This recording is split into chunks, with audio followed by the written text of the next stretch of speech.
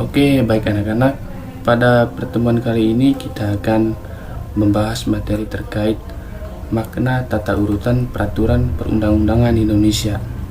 Jadi kalau kita berbicara mengenai makna, itu artinya kita berbicara terkait nilai, tujuan, atau manfaat dari undang-undang itu sendiri.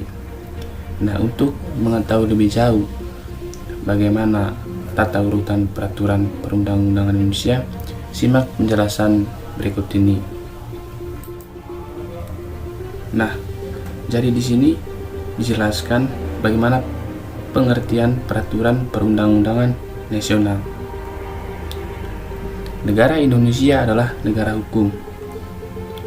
Hukum sebagaimana dinyatakan dalam Undang-Undang Dasar Negara Republik Indonesia tahun 1945 Pasal 1 ayat 3 yang berbunyi, negara Indonesia adalah negara hukum.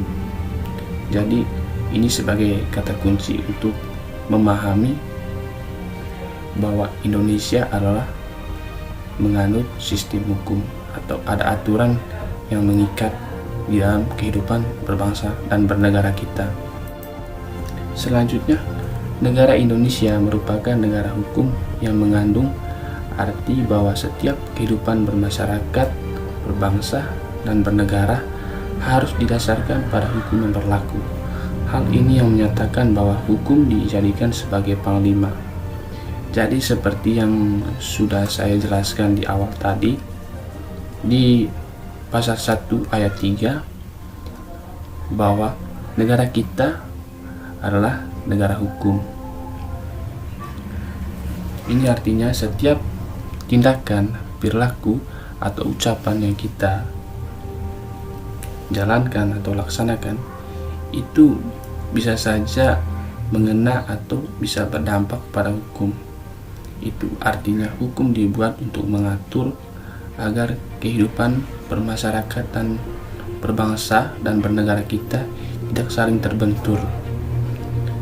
Sebagai contoh misalnya, ketika seorang anak kecil mengendarai sepeda motor dan anak itu tidak menggunakan helm untuk melindungi kepalanya, pada saat ia mengendarai sepeda motor tersebut lalu ia ditilang. Kenapa? Ya, karena ia tidak menggunakan helm. Di sini kewajiban atau tugas dari polisi untuk mengatur lalu lintas. Nah, dan yang berhak menilang anak tersebut adalah polisi itu sendiri. Ini artinya bahwa segala perbuatan atau tindakan kita itu bisa saja berdampak atau bisa berakibat pada hal yang kita tidak inginkan. Nah, sebagai contoh tadi seperti anak kecil tadi yang tidak menggunakan helm. Nah, itu adalah salah satu contoh bagaimana hukum itu dibuat kemudian dipraktekkan dalam kehidupan berbangsa dan bernegara kita. Nah, yang berikut bentuk hukum. Jadi bentuk hukum itu ada dua. Yang pertama ada hukum tertulis. Jadi hukum tertulis itu adalah aturan dalam bentuk tertulis yang dibuat oleh lembaga yang berwenang dan bersifat mengatur. Contohnya Kitab Undang-Undang Hukum Pidana. Jadi hukum tertulis anak-anak itu hukum dibuat oleh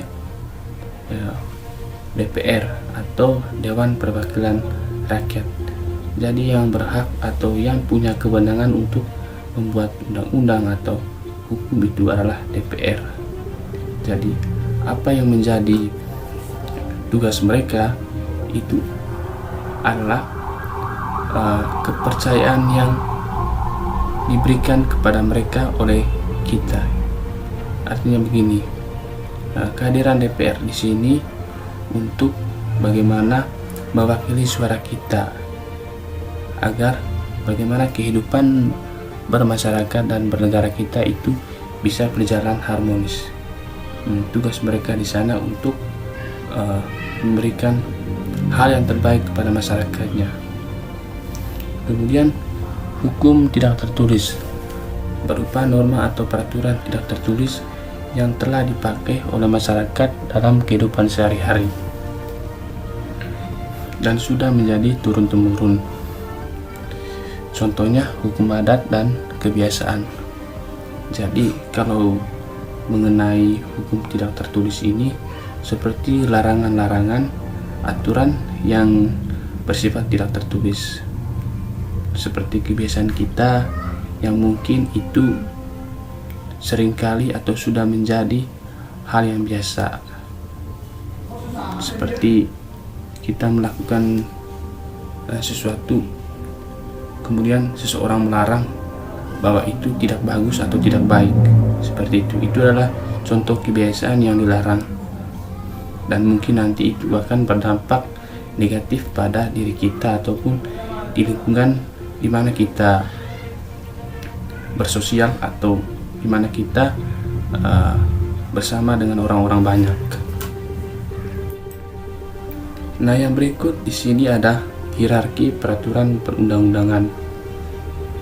Nah, untuk mengetahui bagaimana struktur atau urutan dari undang-undang di negara kita, Indonesia, yang pertama di sini ada Undang-Undang Dasar Negara Republik Indonesia. Jadi ini adalah undang-undang yang paling tertinggi di negara kita. Kemudian ada ketetapan MPR. MPR atau yang biasa disebut Majelis Permusyawaratan Rakyat. Kemudian selanjutnya ada peraturan pemerintah pengganti undang-undang, ada peraturan pemerintah atau biasa disingkat PP. Selanjutnya ada peraturan presiden atau Perpres.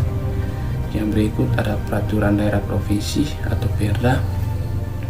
Dan yang terakhir peraturan daerah kabupaten atau kota. Jadi inilah struktur atau urutan dari undang-undang yang ada di negara kita.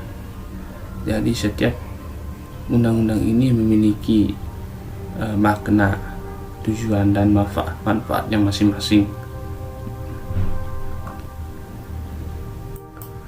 Nah, jadi seperti itu anak-anak sekalian. Kalau misalnya anak-anak punya pertanyaan terkait materi tadi, silakan nanti kita diskusi bersama-sama di WA group atau di kolom komentar.